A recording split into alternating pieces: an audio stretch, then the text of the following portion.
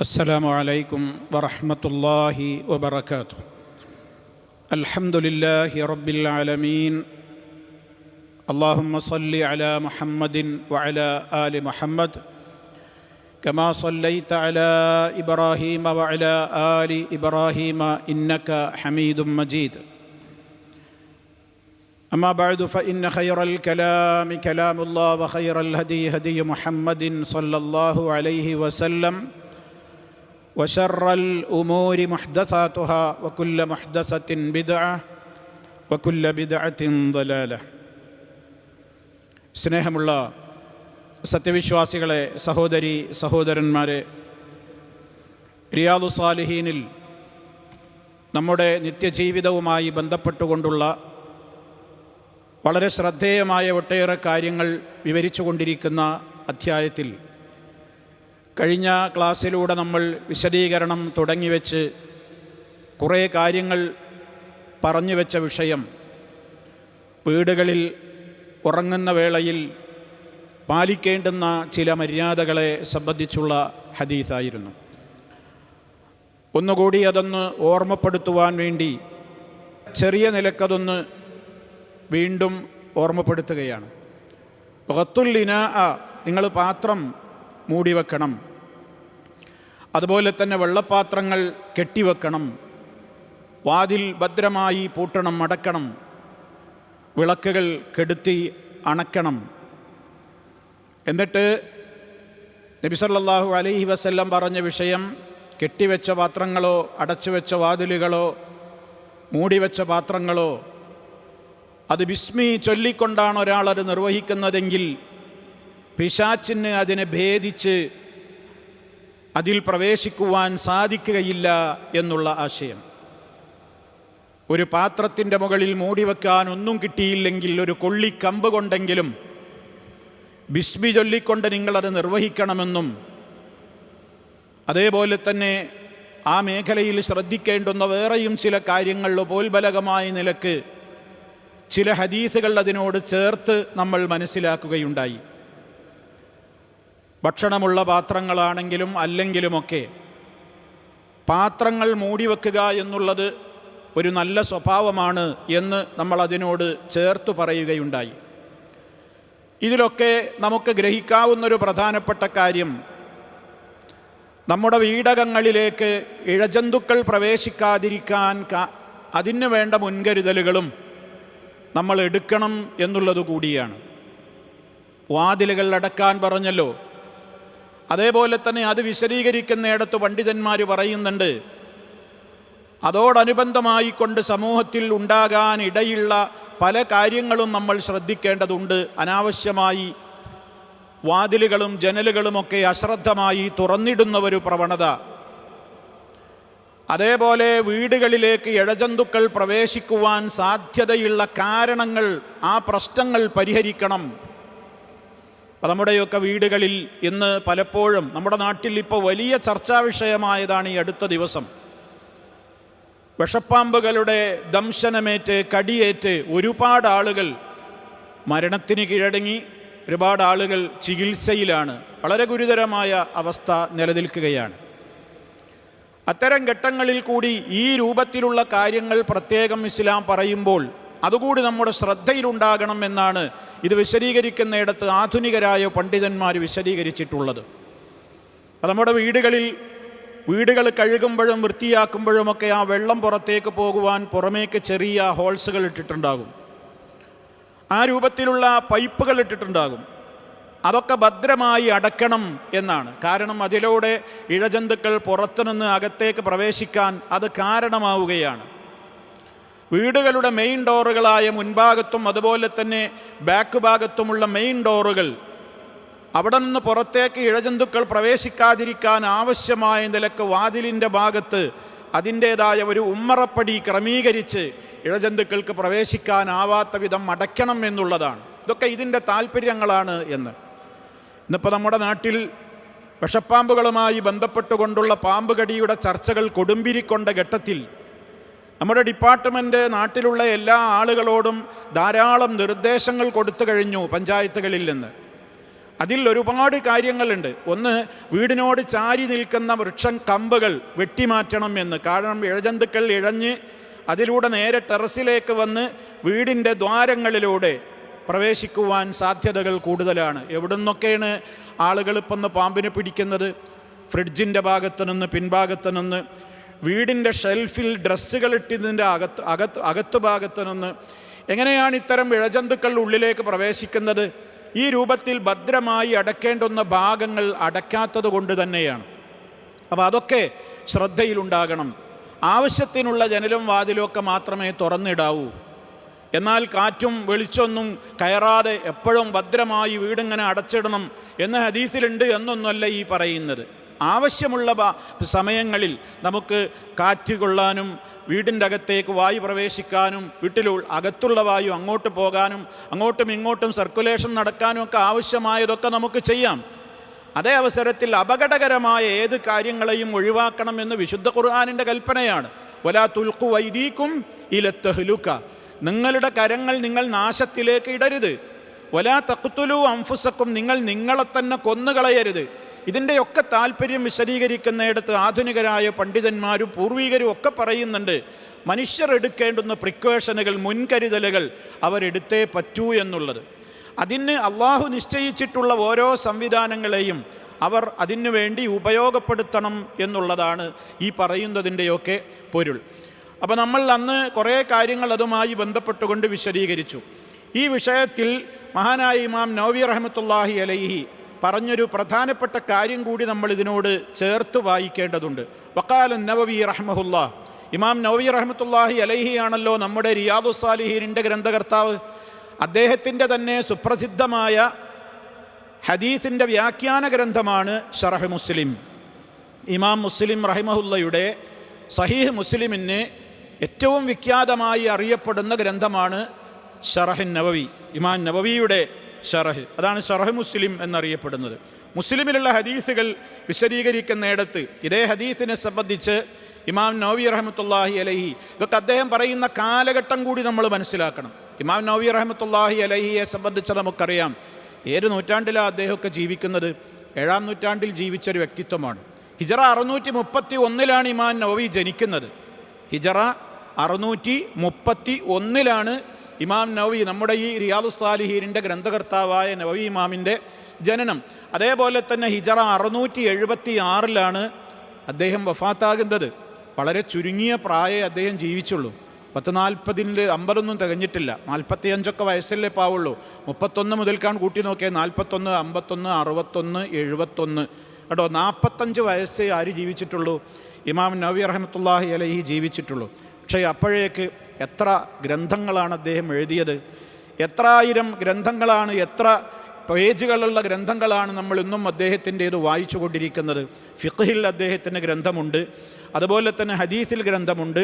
ഇങ്ങനെയൊക്കെയുള്ള, ഞാൻ പറഞ്ഞു വരുന്നത് ഇന്നിപ്പോൾ ഹിജറ 1447 നമ്മളുള്ളത്.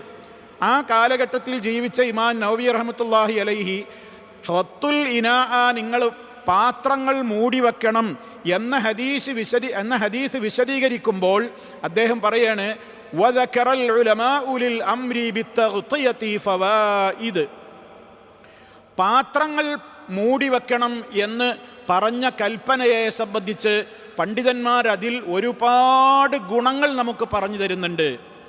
മിൻഹ, അതിൽപ്പെട്ടതാണ് അൽ ഫായിദത്താനി ഇല്ലത്താനി വറദത്താ ഫി ഹാദിഹിൽ ഹദീസ്.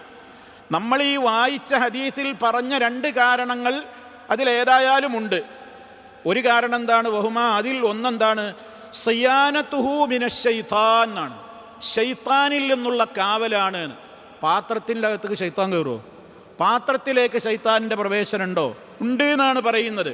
ഫൈന ശൈത്താന, തീർച്ചയായും പിശാച്ച്, ലാ യക്ഷിഫു ഖിതാഅൻ, മൂടി തുറക്കാൻ, അതുപോലെ തന്നെ കെട്ടിവെച്ചതിനെ കെട്ടഴിക്കാൻ അവന് സാധിക്കുകയില്ല എന്നാണ്. രണ്ടാമത്തെ കാരണം കൂടി നമ്മൾ മനസ്സിലാക്കണം. അത് മറ്റൊരു ഹദീസിൽ വന്നതാണ്. അതെന്താ? വസിയാനതുഹു മിനൽ വബാഇ അല്ലദീ യൻസിലു ഫീ ലൈലത്തിൻ മിനസ്സന, എല്ലാ വർഷവും വർഷത്തിൽ ഒരു രാത്രിയിൽ ഒരു മഹാരോഗം വാനലോകത്തു നിന്ന് ഭുവനലോകത്തേക്ക് ഇറങ്ങുന്നുണ്ട് എന്നാണ്. ഇത് സഹീഹായ ഹദീസാട്ടോ, ഇത് അന്ധവിശ്വാസമൊന്നുമല്ല. എന്താണ്? ഒരു കൊല്ലത്തിൽ ഒരു വലിയ രൂപത്തിലുള്ള മാറാവ്യാധി എവിടേക്ക് ഇറങ്ങുന്നുണ്ട്? ഭൂമിയിലേക്ക് ഇറങ്ങുന്നുണ്ട്. മഹാനായ നബി സല്ലല്ലാഹു അലൈഹി വസല്ലം നമുക്കത് പഠിപ്പിച്ചു തന്നതാണ്. ആ ഹദീസ് ഇമാം മുസ്ലിം തന്നെ നമുക്ക് റിപ്പോർട്ട് ചെയ്തിട്ടുള്ള ഹദീസിൽ കാണാം, നിങ്ങൾ പാത്രങ്ങൾ മൂടിവെക്കണം, പാനജലം കെട്ടിവെക്കണം നിങ്ങൾ. ഫഇന്ന ഫിസ്സനതി, തീർച്ചയായും ഒരു വർഷത്തിലുണ്ട്, ലൈലത്തൻ, ഒരു രാത്രിയുണ്ട്, ഒരു വർഷത്തിൽ ഒരു രാത്രിയുണ്ട്. യൻസിലു ഫീഹാ വബാഉൻ, ആ രാത്രിയിൽ ഒരു മഹാരോഗമിറങ്ങുന്നുണ്ട്. വബാ എന്ന് പറഞ്ഞാൽ എന്താണ്? ഒരു മാറാവ്യാധിയാണ്. ഒരു മഹാരോഗം എല്ലാ വർഷത്തിലെയും ഒരു രാത്രിയിൽ ഈ ഭൂമിയിലേക്ക് ഇറങ്ങുന്നുണ്ട്. എന്നിട്ടോ നബി സല്ലല്ലാഹു അലൈഹി വസല്ലം പറയാണ്, ലാ യമുറു ബിഇനാഇൻ, ഏതൊരു പാത്രത്തിൻ്റെ അരികിലൂടെ ആ രോഗം കടന്നു പോകുന്നുണ്ടോ. എങ്ങനത്തെ പാത്രം? ലൈസ അലൈഹി ഗിതാ, ആ പാത്രം മൂടി വച്ചിട്ടില്ല. ഔ സിഖാഇൻ, അല്ലെങ്കിൽ വെള്ളപ്പാത്രം. എങ്ങനെയുള്ള വെള്ളപ്പാത്രം? ലൈസ അലൈഹി വികാ, ആ വെള്ളപ്പാത്രം കെട്ടി ഭദ്രമാക്കി വെച്ചിട്ടില്ല. അങ്ങനെയുള്ള ഏതു പാത്രങ്ങളുണ്ടോ, ഇല്ലാ നസല ഫീഹി മിൻ ദാലികൽ വബാഇ, ആ മഹാരോഗം അതിൽ പ്രവേശിച്ചിട്ടല്ലാതെ മാറിപ്പോകൂല. റവാഹു മുസ്ലിം റഹിമഹുല്ലാ. നോക്കണം സുഹൃത്തുക്കളെ, ഒരു വലിയ രോഗം എല്ലാ വർഷവും ഈ ലോകത്ത് ഭൂമിയിലേക്ക് ഇറങ്ങുന്നുണ്ട് എന്നാണ്. നമുക്കത് മനസ്സിലാക്കാൻ പറ്റൂല. അത് ഏത് രാത്രിയാണെന്ന് നമുക്കറിയില്ല. വർഷത്തിൽ ഒരിക്കലൊരു ഒരു മഹാവ്യാധി ഭൂമിയിലേക്ക് ഇറങ്ങുന്നുണ്ട്. അത് മൂടിവെക്കാത്ത വെള്ളപ്പാത്രം, മൂടിവെക്കാത്ത ഭക്ഷണപാത്രത്തിൽക്കൊക്കെ പ്രവേശിക്കുന്നു. അപ്പം അതുകൊണ്ട് എപ്പോഴും നമ്മൾ എന്ത് വേണം? നമുക്കറിയില്ല അത് ഏത് ദിവസമാണ് ഇറങ്ങുന്നത്, ഏത് ദിവസമാണ് ആ മഹാമാരി ലോകത്തേക്ക് പ്രത്യക്ഷപ്പെടുന്നത്, നമുക്കറിഞ്ഞൂടാ. നമ്മളോട് പറഞ്ഞതെന്താണ്? നിങ്ങൾ പാത്രം മൂടി വെക്കണം. ഒന്നും കിട്ടിയില്ലെങ്കിൽ നിങ്ങൾ ഇതിൻ്റെ പുറത്ത് ഒരു കമ്പ് വെച്ചിട്ടെങ്കിലും ഒക്കെ. ഇന്നൊന്നും ഇപ്പം അതിന് പ്രശ്നമില്ല, അതൊക്കെ അന്നത്തെ കാലാ പറയണത്. ഇന്നിപ്പോൾ നമുക്ക് ഇഷ്ടം പോലെ പാത്രങ്ങൾ മൂടി വെക്കാൻ സംവിധാനങ്ങളുണ്ട്, എല്ലാമുണ്ട്. അതുകൊണ്ട് അതൊക്കെ ചെയ്യണം. അതാണിവിടെ ഇമാം നവവി റഹ്മത്തുള്ളാഹി അലൈഹി അതിൻ്റെ ഗുണങ്ങൾ വിശദീകരിക്കുന്നിടത്ത് പറഞ്ഞതെന്താണ്? ഒന്ന്, രണ്ട് കാര്യങ്ങൾ ഹദീസിൽ പറഞ്ഞത് തന്നെയാണ്. ഒന്ന്, ശൈത്താനിൽ നിന്നുള്ള സുരക്ഷിതത്വം അതുകൊണ്ടുണ്ടാകും. രണ്ടാമത്തത് എന്താ ശൈത്താനിൽ നിന്നുള്ള സുരക്ഷിതത്വം എന്ന് പറഞ്ഞാൽ, നമ്മൾ ഭക്ഷണം കഴിക്കുമ്പോൾ ബിസ്മിയെല്ലാം പറഞ്ഞാൽ എന്തിനാ? ശൈത്താൻ കൂടെ കഴിക്കും. അല്ലെങ്കിൽ ശൈത്താൻ കൂടെ കഴിക്കും. വീട്ടിലേക്ക് പ്രവേശിക്കുമ്പോൾ ബിസ്മിയെല്ലാം പറഞ്ഞത് എന്തുകൊണ്ടാണ്? ശൈത്താനോടെ പുറത്ത് നിൽക്കും. ഞാൻ കഴിഞ്ഞ ക്ലാസ്സിൽ പറഞ്ഞത് ഓർക്കുന്നുണ്ടോ? ശൈത്താനിൻ്റെ ഉപദ്രവങ്ങൾ കേൾക്കുമ്പോൾ പേടിക്കല്ല വേണ്ടത്, മറിച്ച് ശൈത്താൻ എത്ര നിസ്സാരനാണ് എന്നാണ് നമ്മൾ മനസ്സിലാക്കേണ്ടത്. ഇന്ന കൈദ ശൈത്താനി കാന ദഈഫ, ശൈത്താൻ ദുർബലനാണ്. ഒരു ബിസ്മി കേൾക്കുമ്പോൾ അവന് സഹിക്കൂല.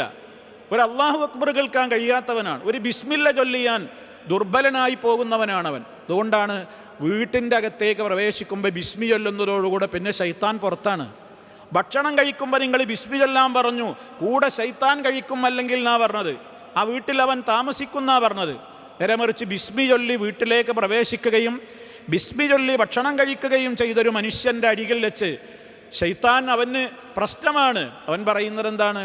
നമുക്ക് ഈ വീട്ടിൽ അഡ്മിഷനും ഇല്ല, അക്കമഡേഷനും ഇല്ല, ഫുഡും ഇല്ല. കാരണം എന്താ? ബിസ്മി ചൊല്ലി പ്രവേശിച്ചിരിക്കുന്നു. നമുക്ക് മനസ്സിലാകാത്തൊരു ലോകമാണ്. അള്ളാഹുവിൻ്റെ റസൂൽ സല്ലല്ലാഹു അലൈഹി വസല്ലം ആത്മീയമായ ഒരു മുൻകരുതലുകൾ എടുക്കാൻ നമ്മളോട് പറഞ്ഞതാണ്. നമ്മളിതിൽ നിന്ന് മനസ്സിലാക്കേണ്ടത്. രണ്ടാമത്തെ കാരണം ഭൗതികമാണ്. ഭൗതികം എന്ന് പറഞ്ഞാൽ വർഷത്തിൽ ഒരിക്കൽ എന്ത് ചെയ്യുന്നുണ്ട്? ഒരു മഹാമാരി ഈ ലോകത്ത് ഇറങ്ങുന്നുണ്ട്. അത് സത്യമാണ്. മുത്ത് മുസ്തഫ സല്ലല്ലാഹു അലൈഹി വസല്ലം പറഞ്ഞു, അത് സത്യമാണ്. പക്ഷേ അതേതാ ദിവസം നമുക്ക് അറിഞ്ഞുകൂടാ. ആ നിലക്കുള്ള സംവിധാനം, പ്രൊട്ടക്ഷൻ നമ്മൾ സ്വീകരിക്കണം. വൽ ഫായിദത്തു സാലിസ, മൂന്നാമത് ഇതൊക്കെ ചെയ്തെന്നുകൊണ്ട് ഉപകാരം എന്താണ്? സിയാനത്തുഹു മിനൻ നജാസത്തി വൽ മുഖദ്ദറാത്തി, സിയാനത്തുഹു, ആ പാത്രത്തിൽ നിന്ന്, ആ വെള്ളത്തിൽ നിന്ന്, ഭക്ഷണത്തിലെയൊക്കെ പാത്രത്തെയൊക്കെ നമുക്ക് സുരക്ഷിതമാക്കാം. എന്തിൽ നിന്നൊക്കെ? മിനൻ നജാസ, നജസുകൾ അതിലേക്ക് വീഴാം. അതുപോലെ തന്നെ മാലിന്യങ്ങൾ അതിലേക്ക് വീഴാം. നമുക്ക് അറപ്പും വെറുപ്പും ഉണ്ടാകുന്നതൊക്കെ വെള്ളത്തിലേക്ക് ചാടാതിരിക്കാൻ മൂടിവെക്കൽ ആവശ്യമാണല്ലോ. അതതിൻ്റെ ഭൗതികമായ കാരണമാണ്. നമുക്കൊക്കെ അറിയാവുന്നൊരു കാര്യമാണ്. അതിലേക്ക് വല്ലതുമൊക്കെ ചാടാതെ കരണ്ട് കുറുമ്പും അതും ഇതും ഈച്ചയും പാറ്റിയും പലതും. അതേപോലെ തന്നെയാണ് പറയുന്നത്. ശേഷം അത് പ്രത്യേകം എടുത്തു പറഞ്ഞു. റാബിഅ, നാലാമത്തത് സിയാനത്തുഹു മിനൽ ഹശറാത്തി വൽ ഹവാമി, പാറ്റകൾ, അതുപോലെ തന്നെ നിലക്കുള്ള ഇഴജന്തുക്കൾ പോലെയുള്ളതൊക്കെ, പല്ലി, അരണ, പിന്നെ വിഷജന്തുക്കളാവട്ടെ അല്ലാത്തതാവട്ടെ ഇഴജന്തുക്കളാവട്ടെ ഒക്കെ ഈ പാത്രത്തിലേക്ക് കയറി ഇറങ്ങല്ലേ, പ്രവേശിക്കല്ലേ. ഫറുബ്ബമാ വഖഅ ശൈഉം മിൻഹാ ഫീഹി, അതിൽ കിടപ്പുണ്ടാകും. ഫശരിബഹു എന്നിട്ട് ഈ മനുഷ്യനത് എന്ത് ചെയ്യാണ്, കുടിക്കും. ബഹുവ ഗാഫിലുൻ, അവനത് ശ്രദ്ധിക്കുന്നുണ്ടാവില്ല. ഔഫിൽ ലൈലി, അല്ലെങ്കിൽ രാത്രിയിലായിരിക്കും പെട്ടെന്ന് പോയി എടുത്ത് വെള്ളം കുടിക്കുന്നത്. ഫയതളററു ബിഹി, അതുകൊണ്ട് അവന് ഉപദ്രവമേൽക്കുന്നു. അല്ലാഹു അഅലം. ഇമാം നവവി റഹ്മത്തുള്ളാഹി അലൈഹി ഇവിടെ 4 കാരണങ്ങൾ, 4 ഗുണങ്ങൾ ഇങ്ങനെ പാത്രങ്ങൾ മൂടി വെക്കുന്നതിനെ സംബന്ധിച്ച് പ്രത്യേകം എടുത്തു പറഞ്ഞിരിക്കുകയാണ്. അപ്പോൾ ഇത് സുഹൃത്തുക്കളെ നമുക്കൊരു പുതുമയുള്ള കാര്യമായിരിക്കും പലപ്പോഴും. കൊല്ലത്തിൽ ഒരു മഹാമാരി, അത് നമ്മൾ പഠിച്ചിരിക്കണം. കൊല്ലത്തിൽ ഒരു മഹാവ്യാധി വാനലോകത്തുനിന്ന് ഭുവനലോകത്തേക്ക് ഇറങ്ങുന്നുണ്ട്. അതൊരു സത്യമാണ്. ഏതൊക്കെ അതിൽ വരുന്നത്, എപ്പോഴൊക്കെ ഇറങ്ങുന്നത് ഒന്നൊന്നും നമുക്ക് അറിയില്ല. എന്തൊക്കെ ഇറങ്ങിക്കഴിഞ്ഞു, ഇനി എന്തൊക്കെ വരുന്നുണ്ട്, ഒന്നും നമുക്കറിയില്ല. നമ്മളോട് അതിനുള്ള മുൻകരുതലുകൾ എടുക്കാൻ പറഞ്ഞിട്ടുണ്ട്. എല്ലാ പ്രഭാത പ്രദോഷ പ്രാർത്ഥനകളിലും നാം പഠിപ്പിക്കപ്പെട്ട കാര്യമാണ്. അല്ലാഹുമ്മ ഇന്നി അഊദു ബിക മിനൽ ബറസി വൽ ജുനൂനി വൽ ജുദാമി വസയ്യിഇൽ അസ്ഖാം. അല്ലാഹുവേ, ഞാൻ നിന്നോട് കാവൽ തേടുന്നു. മിനൽ ബറസി വൽ ജുനൂനി വൽ ജുദാമി വമിൻ സയ്യിഇൽ അസ്ഖാം. വമിന്ന് ചേർക്കാതെ വസയ്യിഇൽ അസ്ഖാം എന്നും ചില റിപ്പോർട്ടുകളിലുണ്ട്. എന്താണ് പറയുന്നത്? അല്ലാഹുമ്മ, അല്ലാഹുവേ, ഞാൻ നിന്നോട് കാവൽ തേടുന്നു. മിനൽ ബറസി, ബറസ് എന്ന് പറഞ്ഞാൽ വെള്ളപ്പാണ്ടാണ്. അതേപോലെ തന്നെ വൽ ജുനൂനി, മിനൽ ബറസി വൽ ജുദാമി, ജുദാമ് കുഷ്ഠം. അതേപോലെ തന്നെ വൽ ജുനൂനി, ഭ്രാന്ത്, മാനസിക രോഗം. പിന്നെ മൊത്തം പറഞ്ഞു വമിൻ സയ്യിഇൽ അസ്ഖാം, ഏതെല്ലാം ചീത്ത രോഗങ്ങളുണ്ടോ എല്ലാത്തിൽ നിന്നും ഞാൻ നിന്നോട് കാവൽ തേടുന്നു. ഇത് നമ്മൾ അദ്കാറുൽ സബാഹിലും പറയണം, അദ്കാറുൽ മസായിലും പറയണം. അതിൻ്റെ പുറമെ പിന്നെ നമ്മൾ പ്രത്യേകം അള്ളാഹുവിനോട് തേടുന്നുണ്ട്. പ്രഭാതത്തിലും തേടുന്നുണ്ട്, പ്രദോഷത്തിലും തേടുന്നുണ്ട്. അല്ലാഹുമ്മ ആഫിനി ഫി ബദനി, അല്ലാഹുമ്മ ആഫിനി ഫി സമഇ, അല്ലാഹുമ്മ ആഫിനി ഫി ബസരി, ലാ ഇലാഹ ഇല്ലാ അൻത. അത് മൊത്തം ശാരീരികമായ ആരോഗ്യം, കണ്ണിൻ്റെ ആരോഗ്യം, കാതിൻ്റെ ആരോഗ്യം എല്ലാം നമ്മൾ അതിൻ്റെ പുറമെയും തേടുന്നു. ഇതൊക്കെ നമ്മൾ 5 നേരത്തെ നിസ്കാരങ്ങളിൽ സുജൂദുകൾക്കിടയിൽ 2 സുജൂദിനിടയിൽ ഇരിക്കുമ്പോൾ അല്ലാഹുമ്മ ഗ്ഫിർലി വർഹംനി വഹ്ദിനി വആഫിനി, ആരോഗ്യം തരണേ എന്ന് പറയുന്നുണ്ട്. അപ്പോൾ ഇതൊക്കെ നമ്മൾ പ്രാർത്ഥിക്കേണ്ടുന്ന പ്രാർത്ഥനകൾ, അതോടൊപ്പം ഭൗതികമായി സ്വീകരിക്കേണ്ടുന്ന മുൻകരുതലുകളും സ്വീകരിക്കുക എന്നുള്ളതാണ് നമുക്ക് മുമ്പിൽ ഇസ്ലാം പറഞ്ഞിട്ടുള്ള. ഭൗതികമായും മുൻകരുതലുകൾ വേണം, ആത്മീയമായും നമുക്ക് ഏത് വിഷയത്തിലും എന്തു വേണം, മുൻകരുതലുകൾ സ്വീകരിക്കണം. അതിൻ്റെ ഭാഗമായിക്കൊണ്ടാണ് ഈ കാര്യങ്ങളൊക്കെ നമുക്ക് പഠിപ്പിച്ചു തന്നിട്ടുള്ളത്. ഇനി മൂടി വെക്കണം എന്ന് പറഞ്ഞിടത്ത് പണ്ഡിതന്മാർ പറഞ്ഞു, സാധാരണഗതിയിലുള്ള പാത്രങ്ങളാണെങ്കിൽ പോലും മൂടി വെക്കുകയാണ് വേണ്ടത്. കാലിപ്പാത്രങ്ങളാണ്, കാലി ഗ്ലാസ്സാണ്. പലപ്പോഴും സംസ്കാരം എന്താണ്, ഗ്ലാസ്സൊക്കെ മലർത്തി വെക്കുന്നൊരു സംസ്കാരമാണ്. പണ്ടൊക്കെ നമ്മുടെ വീടുകളിൽ കമഴ്ത്തി വെക്കലായിരുന്നു. ഇന്ന് ഗ്ലാസും കപ്പൊക്കെ ഇങ്ങനെ മലർത്തി വെക്കുന്ന സിസ്റ്റമാണ് കാണുന്നത്. നല്ലതല്ല എന്നാണ് അതിനെ സംബന്ധിച്ച് പണ്ഡിതന്മാർ പറയുന്നത്. ഒക്കെ കമഴ്ത്തി വെക്കല നല്ലത്. അങ്ങനെ തുറന്നു വെച്ചത് നമ്മൾ എടുക്കുകയാണെങ്കിൽ തന്നെയും ആ പാത്രങ്ങൾ എന്ത് ചെയ്യണം, ക്ലീനാക്കി ഞാൻ വെച്ചതാണല്ലോ എന്ന് വിചാരിക്കരുത്. ഒന്ന് കഴുകുന്നത് എന്താണ്, സൂക്ഷ്മതക്ക് നല്ലതാണ്, മലർക്കെ തുറന്നു വെച്ചവയാണെങ്കിൽ. പിന്നെ പണ്ഡിതന്മാർ ആ വിഷയത്തിൽ ഒരു ചോദ്യം വന്നപ്പോൾ, അങ്ങനെയുള്ള പാത്രങ്ങളിൽ, തുറന്നു വെച്ചിട്ടുള്ള പാത്രങ്ങളിലുള്ള ഭക്ഷണമോ പാനീയങ്ങളോ നമുക്ക് കുടിക്കുന്നത് നിഷിദ്ധമാണോ, അത് ചിന്തിക്കളയണോ, ആ ഭക്ഷണം ഒഴിവാക്കണോ, അത് സംബന്ധമായിട്ടുള്ള വിശദീകരണത്തിൽ മഹാന്മാരായ പണ്ഡിതന്മാർ വിശദീകരിച്ചുകൊണ്ട്, ഇദാ നസിയൽ മുസ്ലിമുൽ ഇനാ ബിദൂനി ഗിതാ, ഒരാൾ പാത്രം മൂടി വെക്കാതെ അല്ലെങ്കിൽ അത് കമഴ്ത്തി വെക്കാതെ ഒക്കെ ഇരുന്നു, അല്ലെങ്കിൽ പിന്നെ തുറന്നു വെച്ചിട്ടുള്ള പാത്രത്തിൽ ത്വആമുണ്ട്, ശറാബുണ്ട് എങ്കിൽ അയാളത് ഒഴിവാക്കണോ? അതിന് മറുപടി കൊടുത്താൽ എന്താണ്, വലാ യർമി, അത് ഒഴിവാക്കേണ്ടതില്ല. അതിന് ഉപോത്ബലകമായി ജാബിർ ഇബ്നു അബ്ദുല്ലാഹ് റളിയല്ലാഹു തആല അൻഹു എന്ന സഹാബി പറയാണ്, കുന്നാ മഅ റസൂലില്ലാഹി സ്വല്ലല്ലാഹു അലൈഹി വസല്ലം ഫസ്തസ്ഖാ. ഇതും ഇമാം മുസ്ലിം റിപ്പോർട്ട് ചെയ്തിട്ടുള്ള ഹദീസ് തന്നെയാണ്. ഒരിക്കൽ ഞങ്ങൾ അള്ളാഹുവിൻ്റെ റസൂലിൻ്റെ കൂടെ ആയിരിക്കെ ഫസ്തസ്ക, അവിടുന്ന് ഇത്തിരി കുടിക്കാൻ വെള്ളം ആവശ്യപ്പെട്ടു. സഹാബിമാരോട് കുടിക്കാൻ വെള്ളം തരീന്ന് പറഞ്ഞു. അപ്പോൾ ഒരാൾ പറഞ്ഞു, യാ റസൂലല്ലാ, അള്ളാഹുവിൻ്റെ റസൂലെ, ഇവിടെ നല്ല മുന്തിരി ജ്യൂസ് ഇരിപ്പുണ്ട്, മുന്തിരിയുടെ നീര് ഇരിപ്പുണ്ട്, അത് നിങ്ങൾക്ക് കുടിക്കാൻ തരട്ടെയോ എന്ന് ചോദിച്ചു. അള്ളാഹുവിൻ്റെ റസൂൽ പറഞ്ഞു, അതേപോലെ തന്നോളൂ. അങ്ങനെ അദ്ദേഹം അത് പോയി എടുത്തു. ഒരു കപ്പിൽ ആ മുന്തിരി ജ്യൂസും കൊണ്ട് നബി സല്ലല്ലാഹു അലൈഹി വസല്ലമിൻ്റെ അടുക്കൽ ആ മുന്തിരിച്ചാറും കൊണ്ട് വന്നു. അപ്പോൾ നബി സല്ലല്ലാഹു അലൈഹി വസല്ലം അദ്ദേഹത്തോട് ചോദിച്ചു, അല്ലാ ഹമ്മർതഹു വലൗ തഅറുദു അലൈഹി ഊദ, ഇതൊന്ന് മൂടി വെച്ചുകൂടായിരുന്നോ? നബി മനസ്സിലാക്കി അത് കൊണ്ടുവരുമ്പോൾ അത് മൂടി വെച്ചിട്ടില്ല, മൂടി വെക്കാത്ത കപ്പിലാണിത് കൊണ്ടുവരുന്നത്. അപ്പം നബി സല്ലല്ലാഹു അലൈഹി വസല്ലം അവിടെ ഒരു മര്യാദ പഠിപ്പിക്കുകയാണെന്ത്, ഇത് നിനക്ക് മൂടി വെക്കാമായിരുന്നില്ലേ? മൂടി വെക്കാൻ മറ്റു പാത്രങ്ങളൊന്നും കിട്ടിയില്ലെങ്കിലും വലൗ തഅറുദു അലൈഹി ഊദ, ഞാൻ നേരത്തെ നമ്മൾ മുമ്പടിച്ച ഹദീസിൽ നമ്മൾ കേട്ട് കഴിഞ്ഞു, ഒരു ഊതെങ്കിലും അതിൻ്റെ ആ പാത്രത്തിൻ്റെ മീതെ മറ്റു പാത്രങ്ങളൊന്നും കിട്ടിയില്ലെങ്കിൽ വെക്കണം, അങ്ങനെയെങ്കിലും ചെയ്തുകൂടായിരുന്നോ എന്ന് പറഞ്ഞിട്ട് ഫശരിബ നബി സല്ലല്ലാഹു അലൈഹി വസല്ലം ആ മുന്തിരിച്ചാറ് കുടിച്ചു. ഇത് വിശദീകരിക്കുന്നിടത്ത് ഇമാം ഖുർത്തുബി, അബുൽ അബ്ബാസുൽ ഖുർത്തുബി റഹിമഹുല്ല പറയാണ്, വശുർബുഹു സല്ലല്ലാഹു അലൈഹി വസല്ലം മിനൽ ഇനാഇ അല്ലദീ ലം യുഖമ്മർ ദലീലുൻ അലാ അന്ന മാ ബാത ഗൈറ മുഖമ്മരിൻ വലാ മുഗത്തൻ അന്നഹു ലാ യഹ്റമു ശുർബുഹു. എന്താണ് പറഞ്ഞത്? ഇതിൽ നിന്ന് മനസ്സിലാക്കാം, മൂടി വെക്കാത്ത പാത്രത്തിൽ അകത്ത് ശേഷിപ്പുള്ള ഭക്ഷണം കഴിക്കൽ നിഷിദ്ധമൊന്നുമല്ല.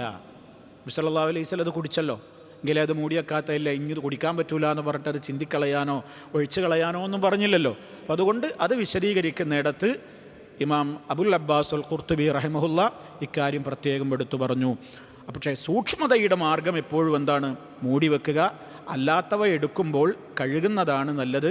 എന്നാൽ അതൊരു ഹറാമായ കാര്യമൊന്നും അല്ല. അതാണ് വഅലാ കുല്ലി ഹാലിൻ ഫൽ അഹ്വതു ഫിൽ ഇനാഇൽ ഫാരിഗി അൻ യുഗത്ത. കാലിപ്പാത്രങ്ങളാണെങ്കിൽ പോലും സൂക്ഷ്മതക്ക് നല്ലത് മൂടിവെക്കലോ കമഴ്ത്തി വെക്കലോ ആണ്.